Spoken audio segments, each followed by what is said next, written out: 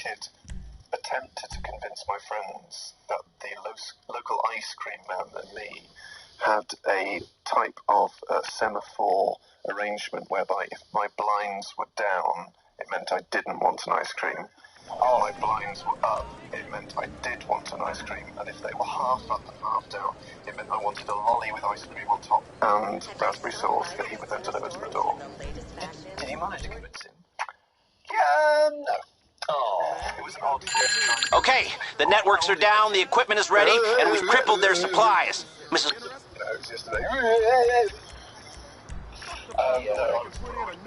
8. I convinced, when I was about that age, a kid at school that I'd written the theme tune to the Poddington Peas. Yeah, I did. Yeah, my friend Alex convinced Katie, and I think Alex might have produced some headed notepaper. It got too big. I'm quite honest. So once it started to snowball, people come up to me and say, "So do you write theme music for kids shows?" I was like, "Yes." I thought to myself, "Oh, I'm in too deep. It's like the West Wing." Ellis James and John Robbins on XFM podcast. We've had millions of text and tweets about ways of winding up your friends or other halves. I mean, and it's the same. It is actually millions. It's actually, I want to encourage you as much as possible to engage with the show, but come on, guys. We've had an unmanageable amount of text All right. tweeted to us. I clicked refresh on the screen and said to producer Dave, something's gone wrong. Oh, I'm quite proud of our listeners sometimes, that they're just such great creative liars, because some of them are mental. Some of them are really, really funny as well. I mean, credit to you guys, because Ellis and I are, some may say, professional comedians, but some of these are great.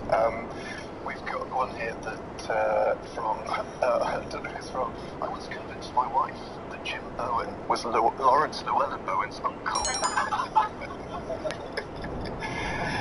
And you know how that would work, because what you do, you'd say, yeah, I mean, he had an into showbiz, because obviously I think he'd gone to see Bullseye a couple of times, he'd met the right people, he'd met producers, and then suddenly he's on the telly and there's, oh right, you know, he was really good at it because he learned from Jim, his uncle, very close to us as a friend, as a child.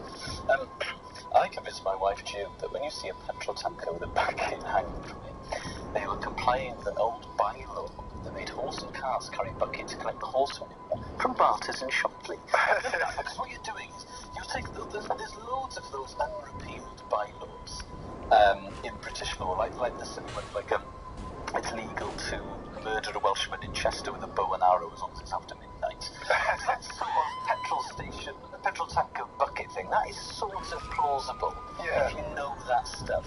It's sort of one of the, because you have those books of old bylaws, don't you? Yeah. Like if a taxi splashes you, then it gives you a free ride to wherever you want to go. Yeah, as long as you're dressed in a ball gown.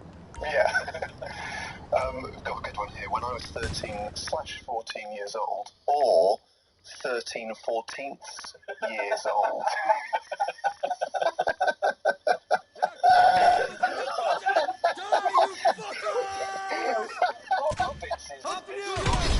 As an anecdotalist, I'm not a mass speed comedian, but he's got his head in his hand. Dave has let go now. Even Dave's laughing. I wonder how in decimal for any young people. When I was 13/14 years old, my friend from school, Mark Lansley, what a great name for someone from school, Lansley, convinced me he was having an affair with Samantha Fox. Though he wasn't married, so does that constitute an affair? That's from Adam Sanders there. So we're going to continue wading through these responses, folks. Keep lying. Keep sending us your lies. XFM, Ellis James and John Robbins on XFM podcast.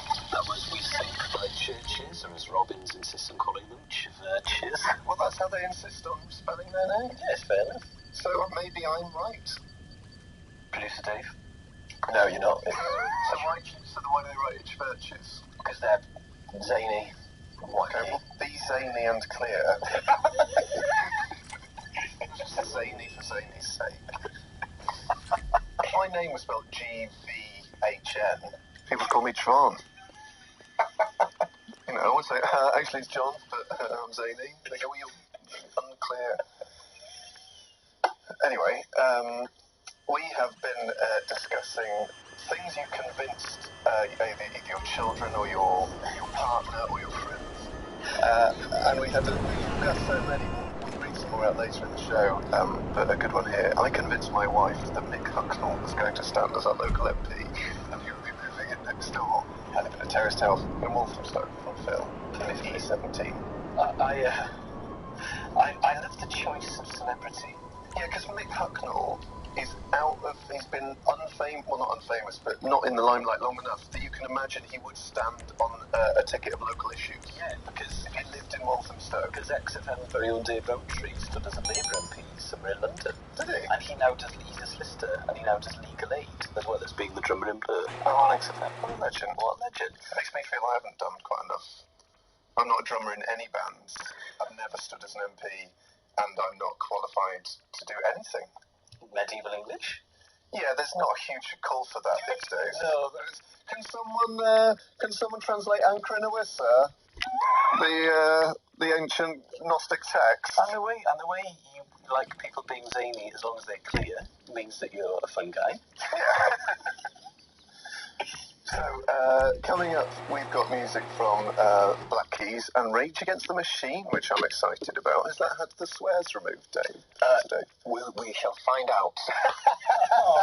Well, no, because me and Ellis are responsible for any fines, so I really want to... Okay, yeah. Yes. Good point, John. Well, I was just trying to, do a radio tease, so listeners will be like, oh, will the swears be removed or not? Oh, I see.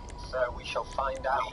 We've basically forgotten, Dave, that John and I were told this week just how much fines can be on the radio. Yes. That's wrong. And it terrified me. So okay, it is the radio edits of Rage Against the Machine. That's good.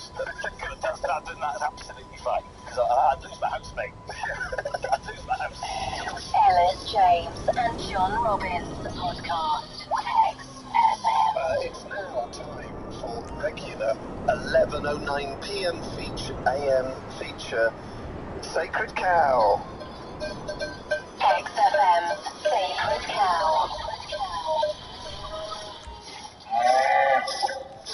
Folks, this is the time of the show where me and Ellis and you, the listener, debate the rights and wrongs of acclaim given to those big bands, musicians, whether they deserve to be lauded or whether they should replace their laurels with a dunce's hat. And something in the air suggests to me that today it's going to be a big one. Last week we had the band called... Who? Nirvana, was it? No, it wasn't. Yeah, of course it was Nirvana last week. So that was a big one. I think we're going for a double big one because of whatever is in the air or not in the air. So Ellis, it's your turn to nominate. Everybody, strike a pose, because this week, up for Sacred Cow is... You're right to guess it's controversial. It's the Rolling Stones. All right now. Producer Dave has done it again by choosing one of my favourite songs of all time, one of my best items. But I am nominating the Stones.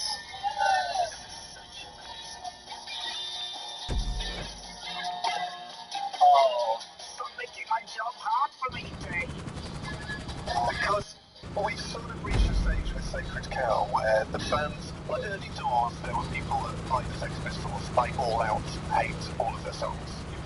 But now, especially like Nirvana, Bowie, there's always going to be one of us loves. But I think let's get on route to marry with a secondary base. I have got Tammy Brain, but it's my medium-sized head. It's a Well, little if your brain was in your large-sized trousers, then you would not be nominating the Rolling Stones now, because without a shadow of doubt, they are the sexiest band, not at all, but were the sexiest band on earth. very sexy. I'll defend my knowledge. I think the Beatle head. The Beatle bum. Alright. They do not do this. And I think this is a question of attitude. I've got lots of friends like yourself who are Stones and Beatles Beatles. And the reason they like the Stones is that it's the attitude, it's the swagger, it's Jagger, leather jacket, Brian Jones getting about 10 bills in his local comprehensive pregnant. He's a legend. But I really love Leonard Mays, and I love the Excellent on Main Street. I don't think they're actually an amazing album to that, and they were always musically about 6 months behind the Beatles. I think they used to follow McCartney and Lennon. And also, I've got 40 licks, I only listened to 21 of those licks. 19 licks to 40 licks, and I don't think that's a good ratio. But the problem with 40 licks, okay, here's the difference with the Beatles. With 40 licks, that has to represent their span of their career.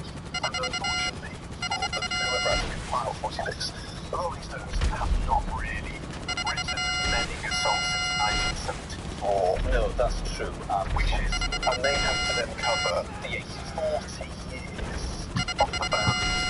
That is Where there's not a lot. Let's go on. If you just put Let It Bleed and Beggars Banquet as a double album, that would be 40 licks. Sticky Fingers. Yeah, Sticky Fingers.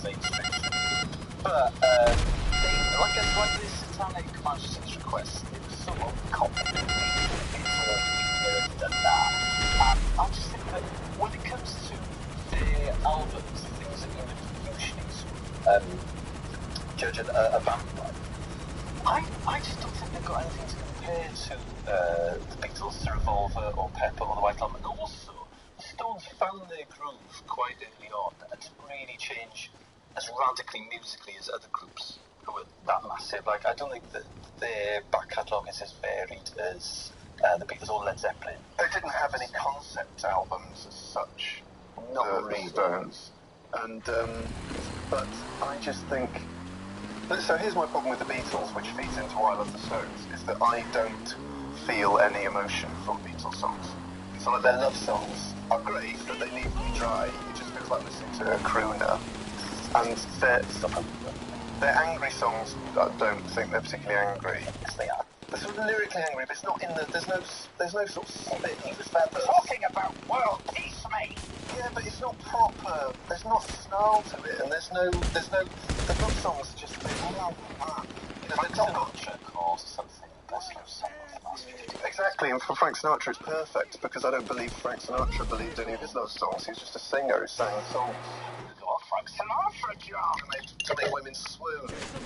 So I think the Stones, that opening guitar part to Honky Tonk Woman, I think is the sexiest piece of music ever. It's almost, he's caressing strings of the guitar a bit like they are a lady's juncture.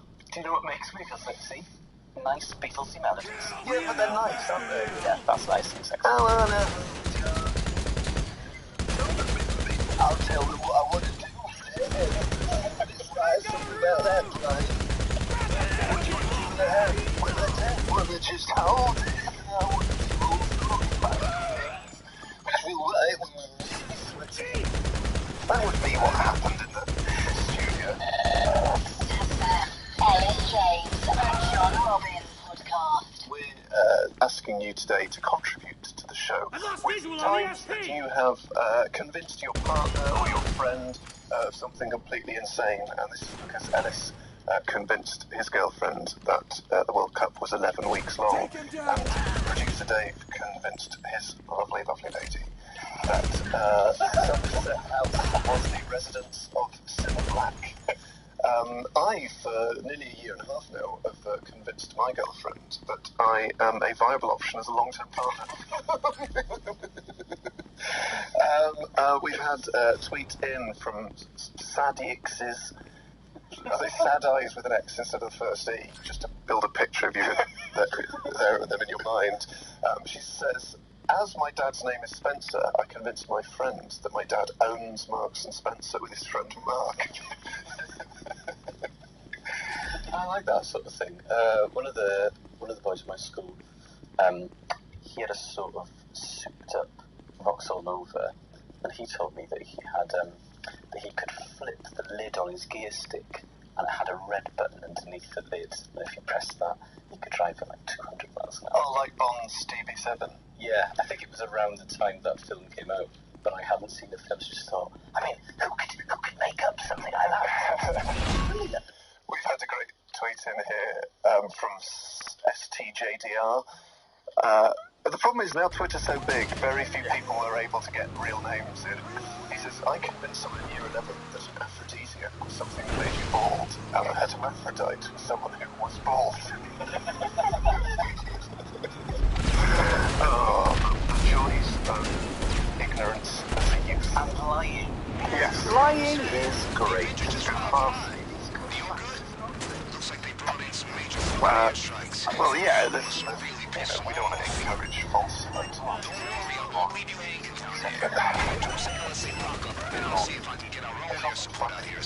So do let us know on 836 or tweet at en4cer666 if you've ever convinced your partner or your friends of something super insane.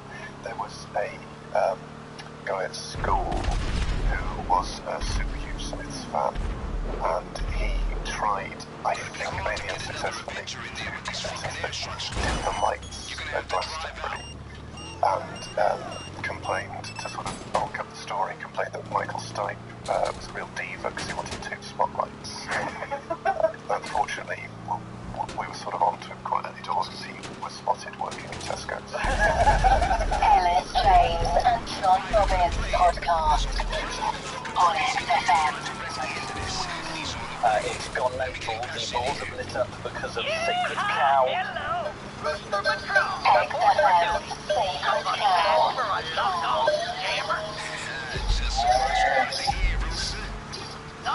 One of my favourite texts ever. Oh, the piece there. Thank you all. Now, I'm not sick, but to bring my nationality to it, I'm convinced Ellis would rather listen to Bonnie Tyler and Shakin' Stevens rather than yeah. And he says the Beatles were overrated. Yeah, we'll have to skip over that. Waiting on a friend, anything that the annoying combo and the can't do. Don't worry, I won't let him get there. But still, fair play to... I bet you that's the only mention Bonnie Tyler's ever had on XFM. You know, that fact about Bonnie Tyler, she pardons a quarry, her husband. Is that true? That is true. You're not just trying to convince me because of the texting we have. No, but what a great lie that would be if it was a lie. Does she actually pardon the quarry? Yeah. She's still huge. But Bonnie Tyler, she's sold like 150 million records in Germany. Like Hasselhoff.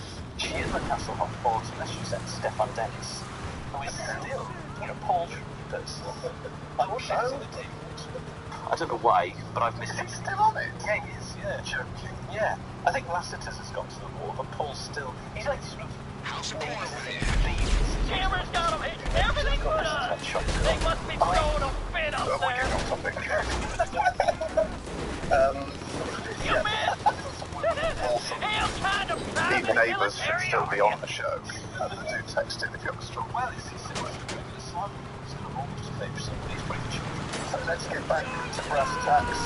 We are discussing whether the Rolling Stones are overrated. We've had a text from Christian that says, hi guys, Stones all the way. And yes, they are a bit better than the Beatles. So that's one for the Stones. Yeah, well, check this out, John Robbins.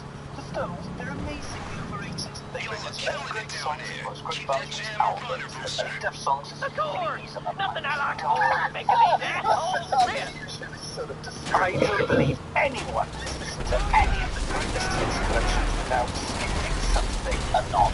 Yeah, I'd agree with that, but come on, if you heard them in 64, Yeah. and you were sick of those the Fab Four. Oh, aren't they fab? I love fab things. I love clean cut, nice young boys. And they down. I really love Crossfire Hurricane, the Rolling Stones documentary. Yeah. It's absolutely brilliant. I've watched lots of times, some great shows in that. But that's another discussion for another day. So, 2014 aside, which is, I have to admit, a large slice of their work. Yeah, well, when you see them live, they don't do anything really. which are running 72% to date. I think we'll start the development next. But what would these be doing now if they were still going? They would have lost their bloom. Yeah. It's an interesting chat. It's like Jimi Hendrix. He'd have really got into synth in the early 80s, and it would sound terrible. But the Storms are still with us. I would love to see them live. I tried to get tickets for my mum, but I could not pull the requisite strings, and they were all about £5,000. I don't know about you, but I need Anyway, a beer and a Producer D, See you what back in is bed. the vibe, totting-wise? It's quite one-sided today. There were a few people that were with Ellis, mainly big Beatles fans. Thank you. But John's already celebrated. I just realised about the short stuff. Oh, come on! I have the time to go home and change. I don't want to get in my head. Because this Edinburgh show is not ready, and They're going straight in the paddock. oh, Qualo, listen to this guitar. Listen. He's just caressing. Oh, he's not touching him quite hard enough. But you want him to, and he will do it when you're ready. Ellis James and John Robbins on XFM podcast. What is the Bridge by the Manic Street Preachers? You're listening to us, James and John Robbins on XFM. I'm still losing Twitter followers at a breathtaking rate because my nominating the Rolling Stones. If you'd like to nominate or suggest a single cover for us, or if you have a problem for our next feature, Textual Healing, get in touch with our email address, which is Sunday at xfm.co.uk. It's very exciting, and I can check it from my house. So it gives me another thing to do on my list of things to check when I wake up. So it's now BBC website, Facebook, Twitter, gold price. Now, do you know what? People are laughing in the studio because they think John's making a joke. John checks the price of gold because John would like to invest in gold, and he's still angry about Gordon Brown selling Britain's gold reserves. Oh, and not just that, but announcing that he was going to do it, so the gold price went down. Right, so Because he was going to flood the market with bullion, the idiot. so John. I mean, that was a catastrophic error of judgment. Right, oh god, it's satire on XFM, this is great. Is it satire 5 years ago? Anyway, but yeah, we had a drink. John and I had a drink the other day, and we were talking about ISAs because we're two young hip DJs got the world at their feet. And Robbie's like, why didn't I invest in gold in 2004? But why didn't I? Yeah, but as a normal person, I had to go, yeah. And folks, big news ISA-wise, because from the 1st of July, the ISA limit goes up a whopping £9,020. This isn't the Martin Lewis City podcast, John. No, if only it was. But anyway, after I've checked the gold price in both sterling and USD every day, and sometimes twice a day. Anyway, I can now check the email from home, and sometimes it's nice because people say I like your podcast. Yeah, And I like that. it is nice. I'm one of those people who needs a huge amount of affirmation. So if you'd like to send us a nice email, that would really appreciate it. So, that's right, if you've got a textual healing, the email address is sunday@xfm.co.uk, or if you're a podcast listener and you want to join in with our text, we will read them out on the podcast. That's special exclusive content there for podcast devotees. I don't want to make the podcast sound bad, but it is just John talking about the price of gold. XFM, Ellis James and John Robbins on XFM podcast. For textual healing. I told her that I didn't bend it like that. I have a doll's house in my bedroom. I think I've just drank some wood.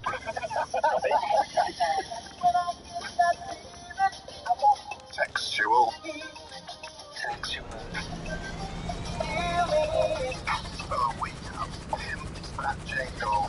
That sounds great. There are some classic clips of textual healing past there, folks. Wood drinking, doll's house owning, bend it like Beckham in pretending to being. That was a very oddly constructed sentence. Anyway, we have a caller on line 1 now, ready to ask for the assistance segments of Ellis and I, because this is the feature where we solve your problems with our sideways views of the world. So, Dave, have we got our producer, Crivens? Producer Dave, have we got our caller on the line? Yes, we do. Okay, hello there, mate. Hello, mate. Hey, man. What is your problem? Thanks for calling, by the way. What's your problem? What's my problem? Well, it's a bit of a weird one, really. And it's only sort of started to trouble me really properly in the last year or so. My name's Paul. Yeah.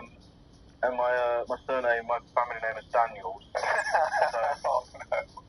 Yeah, exactly. Yeah.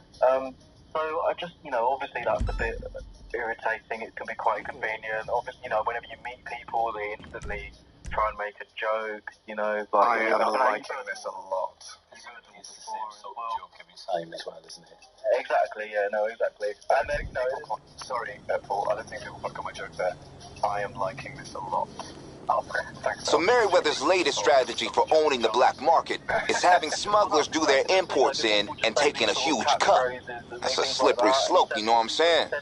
We gotta take a stand and sabotage the whole thing. First, we tell this smuggler and figure out where this is all going down. And then, we'll tag all the shit they're shipping out so Pete can fly in and blow it all up. That's teamwork, LSA style. Why is it only become a problem in the last year? Well, I think it was all, he's sort of a sort of figure that's been forgotten about a little bit. But I don't know if you remember last year when all the flooding was going on, sort of in like Gloucestershire and that. Oh, yeah. He got flooded and he was on Channel 4 News. Right. Jon Snow was interviewing him and he said, if you were really magic, you would have sorted this out.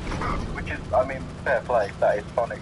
But then it just kicked off. I think people were sort of aware of him again, and I was getting loads of tweets. I was getting tweets every day, and my phone was. Oh, that would annoy the hell out of me. Yeah, well, because I don't want to.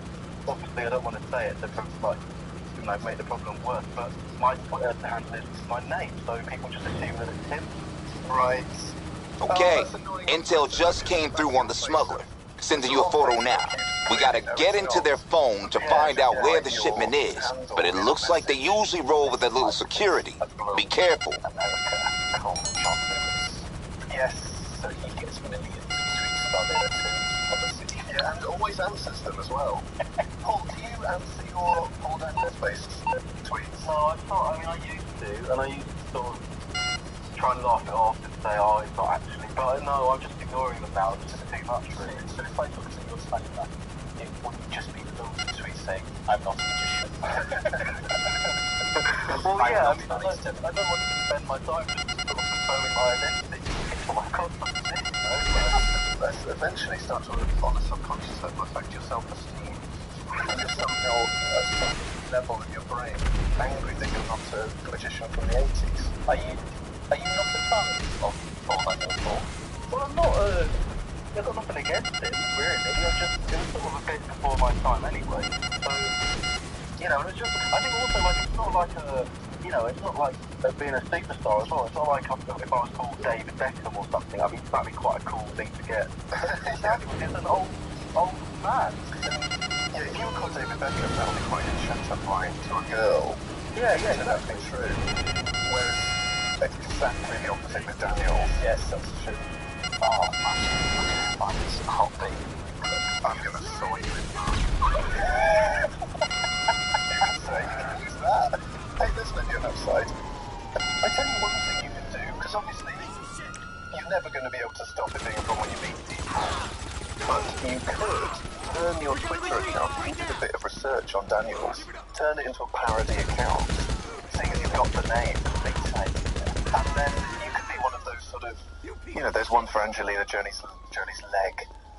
Yes. And there was one for the pigeon at the test match yesterday. Yeah. So you could become a sort of an internet superstar. But I don't that's against notoriety, isn't it? I don't really. But no, I want the problem to go away. I'm saying, why don't you magnify the problem? Well, no, I thought you would go but you could set up another handle for you personally, call it Paul Not the Magician, and then Paul Daniels could become the parody account, and you could become super famous. And if you started, you can get perks. If amounts of followers, which aren't yet to attain that level, that you could get like a Nando's black card. Yes, that's true. If you kept tweeting stuff about Nando's as Paul Daniels, you could get free chicken from 4 friends for the rest of your year. I mean, when you go into the shop, people will think that Debbie McGee is going to be with you. Yeah, what's your girl? Do you have a girlfriend, Paul? I don't, but it's weird because again, like I didn't really, when people started saying all the Debbie McGee, I didn't know who she was at the time, so I had to Google that. It's knowledge that I didn't need to come across, really. Well, I think, in summary, nothing you can do about face-to-face unless you come up. You can adapt your chat-up line to maybe make that a bit more effective. And I'm going to say you need to turn your Twitter account into a successful parody account. Okay, I think that's a very good suggestion, John. So we hope that has somehow helped, but a very fun problem to have. That was Paul Daniels. Like, it actually was. Ellis James and John Robbins podcast. XFM. It's now time for, I think we could admit, our favourite feature. It's Winner Plays On, where Ellis and I battle. All right, you got in the phone? You just give me a few seconds to go through this and... Play our Okay, got it. of the day. There's the bass. Ellis, what is your track for today? My track is Cigarettes on Carboys. And mine is comfortably done by Pink Floyd, which is about... I'm still going through this phone and it looks like there's another Merriweather base nearby. Smaller. We should hit that too. Maybe we grab some uniforms or something. Get onto the main base under the radar. Okay, we got Pete standing by. Just get those tracers on the shipments, and he'll know where to strike when we give him the signal. Should be just crates with the Merriweather logo all over them. Work of Mr. Sherlock Holmes, which he will take on the 1988 Wales Triple Crown winning rugby team, and I can suggest that with his powers of deduction, he's going to be able to beat 15 Welsh rugby players from the 80s. Right, so Ellis, I'm going to toss the coin. So goes first, heads or tails? Tails, please, for Wales. Tails for Wales. It is tails for Wales. Right, I will add that to my first, please. Okay, I'll Ellis his questions first. Coming up right now, 5 questions on the 1988 Triple Crown winning team. Coming now. Who were the sponsors during the 1988 campaign? They didn't have any sponsors on the shirts. Incorrect. It was Admiral. That's not true. Oh, okay, we'll check up that. Whose injury time penalty against Ireland secured the Triple Crown? Correct. How many titles had Wales won prior to the 1988 success? Are we talking Triple Crowns or Grand Slam? Just 5 nations. 11. 16. Who was the overall top scorer in the 1988 Five Nations? That was Gavin Hastings of Scotland. Following their success, Wales went on to tour New Zealand in 2 tests. New Zealand scored 106 points. How many did Wales score? Oh, one of the scores was 53-3, wasn't it? So, it was an absolute hammering until we lost the job. So I'd say 9, 12.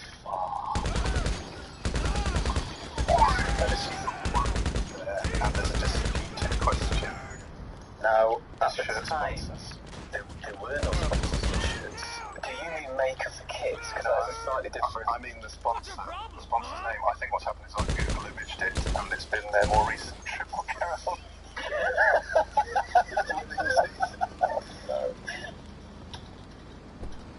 I'm Google imaging it now. It's absolutely football shirts. Oh, and you're bang right.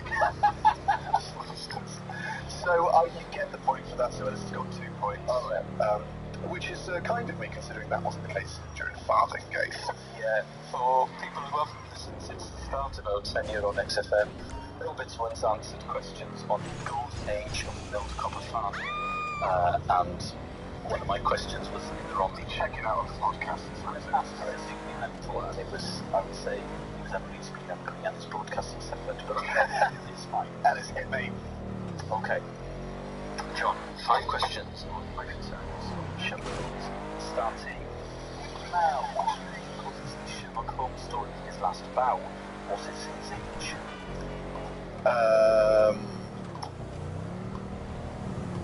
I'm gonna have to have you.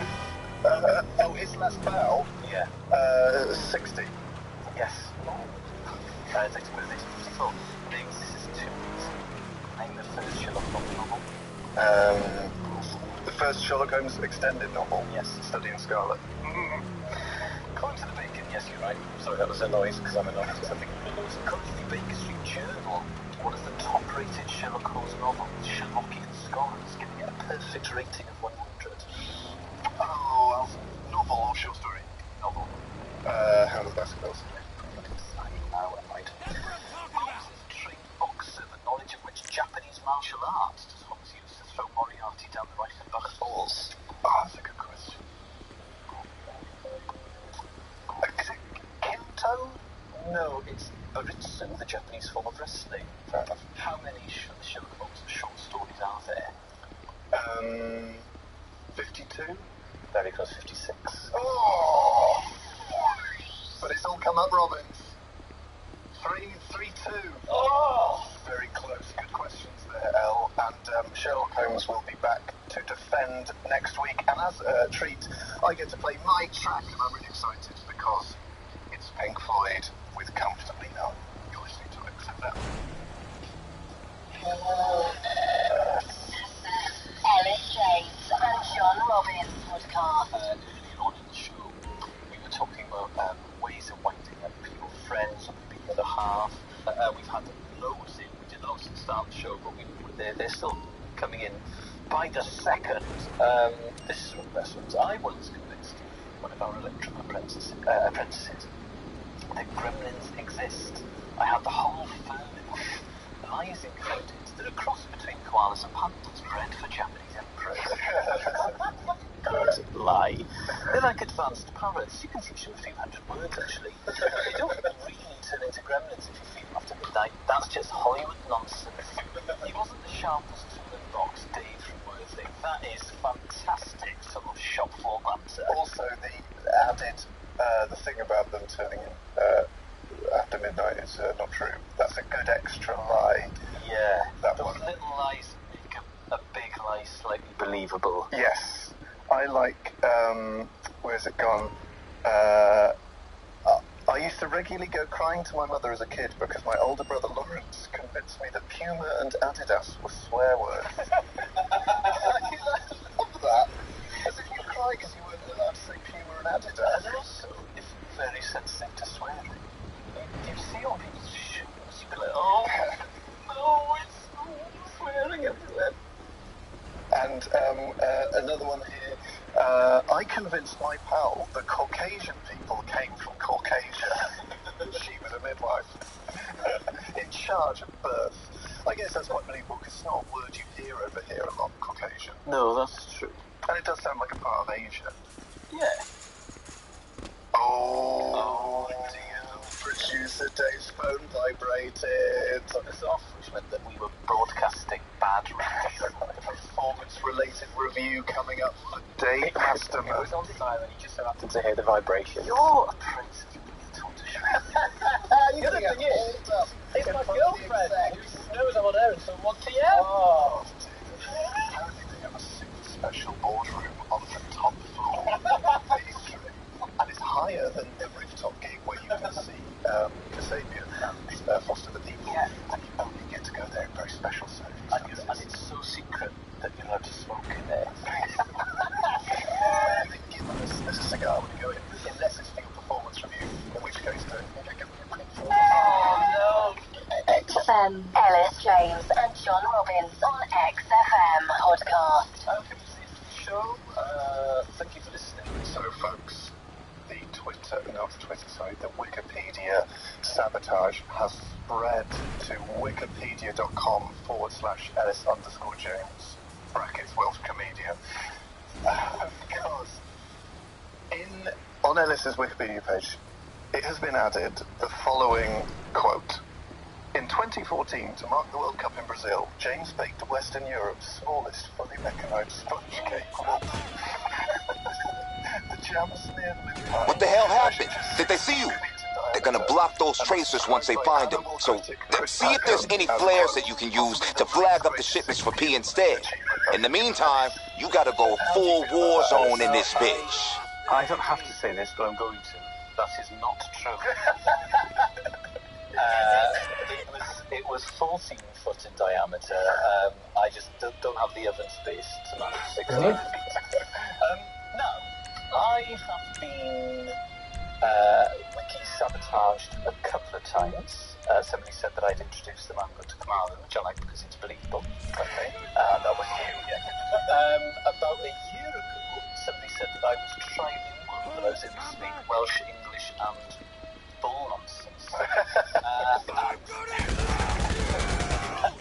Citation to one of my reviews. Is it? Yeah, but that was taken down. I've also added to mine was, so the full thing is he'll perform a new show, This Tornado Loves You, throughout the 2014 Edinburgh Festival Fringe. That's true. But then they added, alongside his regular set of Queen covers with techno, blues, fusion, five-piece, Arnold screaming turnpipes, erogenous collegianism. Why not cover this? I don't know.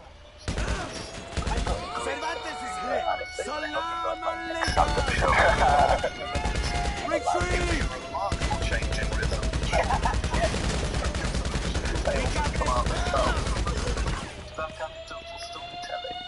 So, there we go. Those have now been taken down. So currently, check out the pages. All the facts are correct. I don't take anything anymore. Yeah, but also, just because we've mentioned it in a sort of affectionate way on the show, that it's not a red rag to a goal situation. Throw down the gauntlet. There are better ways to contact us. Sundays at xfm.co.uk, 83966 and at XFM. And that's direct inject to the mainframe. Ladies and gentlemen, it's been a wonderful day. We hope you enjoyed the show. Coming up, we've got Santa Templeton and more great music. Thanks for listening.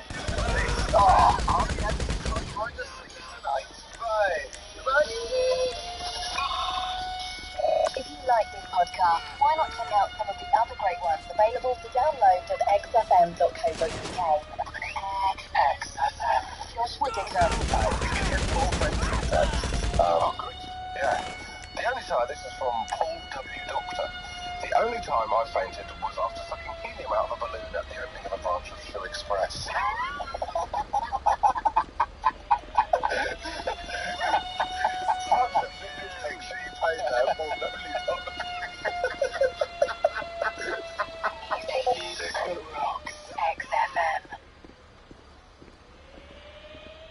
XFM. Ellis James and John Robbins on XFM podcast. Hello, folks. Thanks very much for downloading the Ellis James and John Robbins podcast of our weekly XFM show.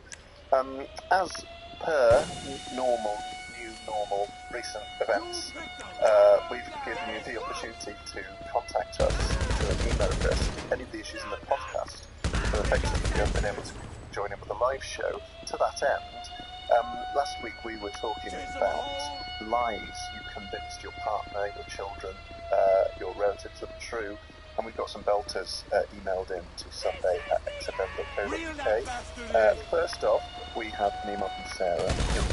She says, I want to let you know about two of my favourite lies I managed to convince my partner was true. It's been a 12-year career. It's now got so bad she assumes everything I say is a lie until she fact-checks it herself on the internet. These are absolute belters, these lies. First off, Jesus' middle name is Harold, hence the phrase Jesus H. Christ.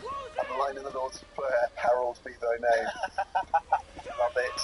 I love the fact there's a little bit of evidence there. It's Yes. the evidence-based ones that make enough the most. And number two, Vidal Sassoon was Siegfried's brother who, whilst his older brother was busy composing poetry, cut the soldier's hair in the trenches. I love Sassoon. It's a very funny word, and for a long time it was sort of a byword in our flat in Bristol. We would call things a Sassoon. So if you want to go to the pub, say, do you fancy some sweet Sassoons? That changed to Wassoon and then Bassoon. All because of Siegfried Sassoon. It's a great poet's name. I mean, I would always prefer him to Fido of the great First World War poets because he's got a better name. Right. This is from Adam in Stockport. I just think this is the podcast. A bit about winding up the relationship and time like it is an ex-girlfriend. Very early in the relationship, crucially, that I won Junior MasterChef in 1996. A couple of years later, we went to visit her grandma in Kings. It was the first time I met her. It was a garden party. I'd had a few beers with my girlfriend, her mum, and her grandma. So I asked her what my dish was. I had completely forgotten about my lives. I came across boss is very rude. I told the grandma if I didn't have a clue what she was on about To deal with that.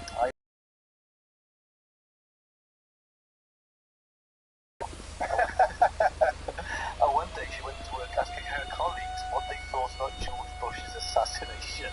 Oh, wow. How can you...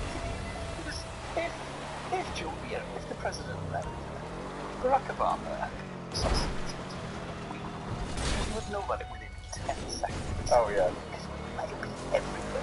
Dave, would XFM stop broadcasting? No, I don't think so. So we just continue to play public as if nothing had happened. No, I think we'd reference it. We wouldn't just go, let's go off there then. Why should just me and John to do it? Yeah.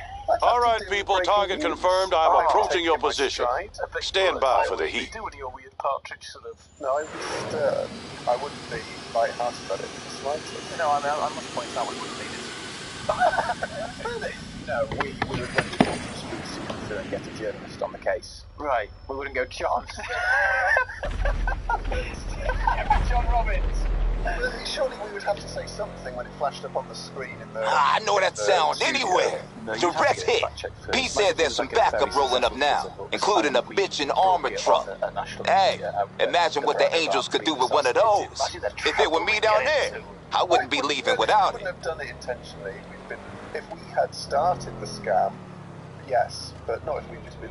Okay, I love the idea, because what happens is, just musicians cloth doing tracks, Dave tells us what we're going to do in the next link, so he says, right, L, play, look at what song we're playing, to tease that, and then we're going to be doing all of the text or when you talk about text reading, whatever. The idea of Dave going to the Ash and saying, right, change of plan, we're not doing Radiohead for Sacred Cow anymore because Barack Obama's been killed, so I just need you to riff on that. Oh, so anyway, hopefully that hasn't happened by the time you hear the podcast. I think it sounds like some sort of prophets, Nostradamus, Sean is alive and well in the White House. Probably just having his news lit the minute. Because it's breakfast time there. Yeah. Dogs running around. Yeah, he's probably out there. Yeah, kids doing their homework, and then they're allowed to watch a film. And then matters of state. Hell yeah! I got Pete telling me you're peeling out that truck. Bring that shit back here, but not before you hit some Merryweathers with it. Relationship between XFM and Barack Obama. Imagine if he is listening to this. I mean, with What if one of his aides brings him a recording? Mr. Obama, Mr. President, Mr. President. Because they are probably sort of on the lookout for any threats. Yeah, and Barack Obama is a huge fan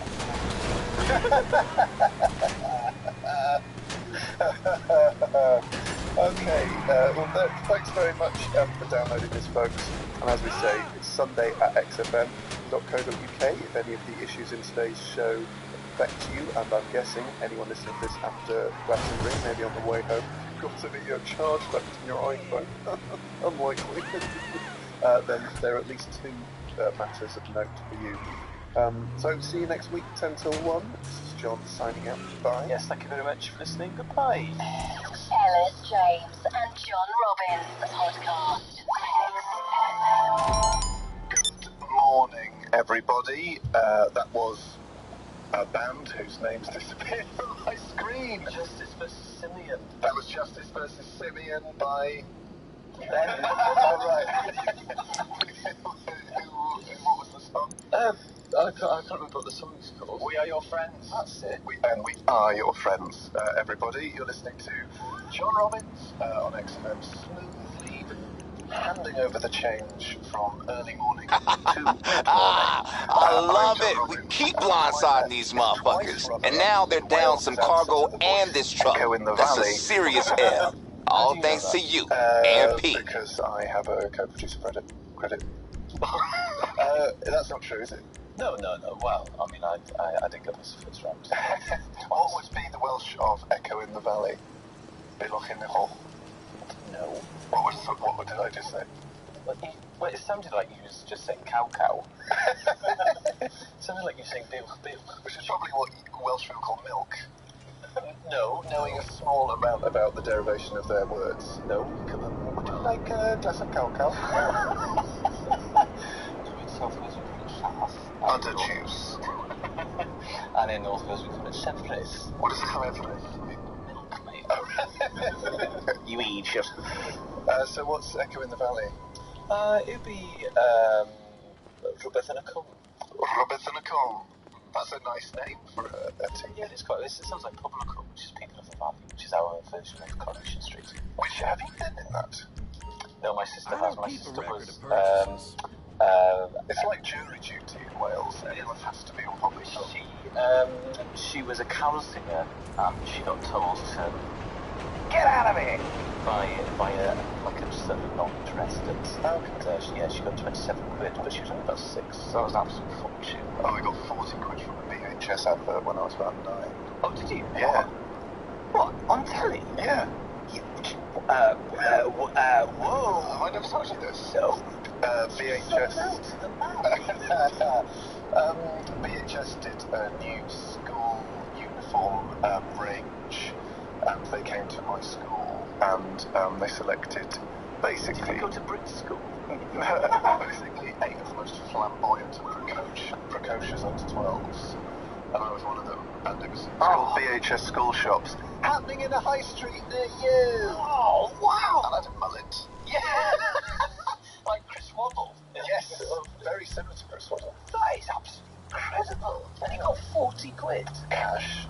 What? No questions asked. They paid in an envelope. In an envelope. Get some stickers along with that. Whoa, loads. Loads. But you can't. What? You can't pay someone cash for. You're through to your garage. You need me to bring you a ride? Like petty cash. Should I take them to court and get millions? Yeah. I think you should be. I'll bring it by. Aye, I'll get back to work. Yeah. Well, listen up, BHS, because John Robbins is coming for you, and he's got the full weight of the XFM legal department behind him, and you are going to get absolutely diddled. Is the XFM legal department that guy who tells us not to swear? No, it's Dave. Oh, right. So how have you been, Alice? Very good, mate, very good. What? But actually, a little bit jealous, because you and Dave had an excellent attempt to vote me. There's a job near you right now. Yeah. Basically, listeners, we had an XFM team meeting on Friday. It was just basically a kind of thought exchange. Ideas, I suppose. Yeah. Where we just discussed our great ideas and slapped each other on the back. And we sort of hung around the foosball table and played some miniature pool. Ellis was sucking on a Dr. Pepper. Producer Dave was slamming back a macchiato. Yeah, I held Dave's face in my hands and said, let's produce right at that. And then me and Ellis hit Dave with our great ideas. Inflatable headphones. Space hoppers instead of office chairs. And laser pens just for fun. Yeah, and Dave vetoed all 3 of those ideas. But then what happened was I had to go to Cardiff to do a gig on a train. And, it was a classic Friday commute to train. I didn't get a seat until Didcot. It's rammed. Everyone was really annoyed. The train ticket cost me about £5,000. But I started getting a lot of texts from Dave and John.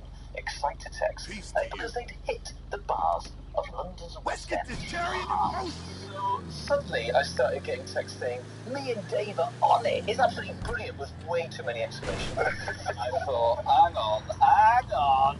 And then I started getting photos of the carnage. And I also started getting nervous texts from Dave going, I think John's turned. It's true. John, I think he's turned. I think he's become a bit like how you say he's been in the past. And I was texting going, abort. Has he started crying? He's crying, you need to get out, mate, because once Robbins is crying, well, there's no coming back from that. I mean, it's all a blur to me, Dave. We went to a little pub and had like 2 pints of ale. And then I said, let's have another pint of ale. And that was 3. And then we went to a wine bar. I mean, it's just had a cheese board. My favourite bit was the photo I got of Dave pretending to do it with a statue of Charlie Chaplin.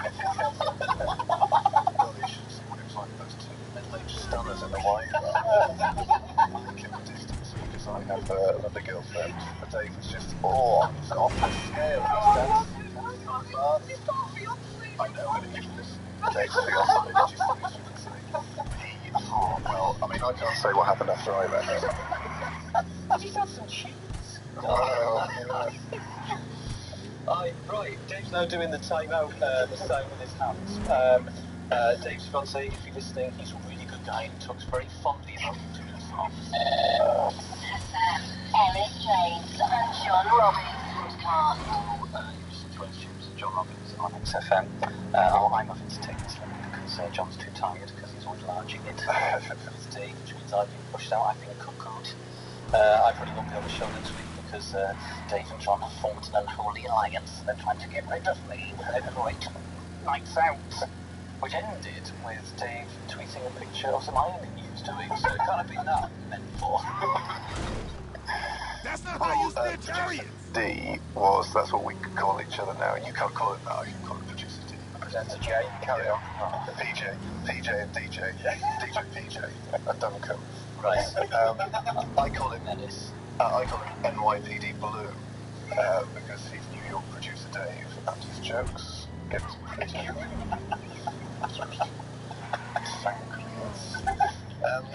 But I am ashamed to say this, and this would never usually happen. I had to go to a gig afterwards. After being large. After being large in it. Responsibly larging it. Yeah. Yeah, medium. You did that the Dave. Yeah. Oh, yes. I was home by 8.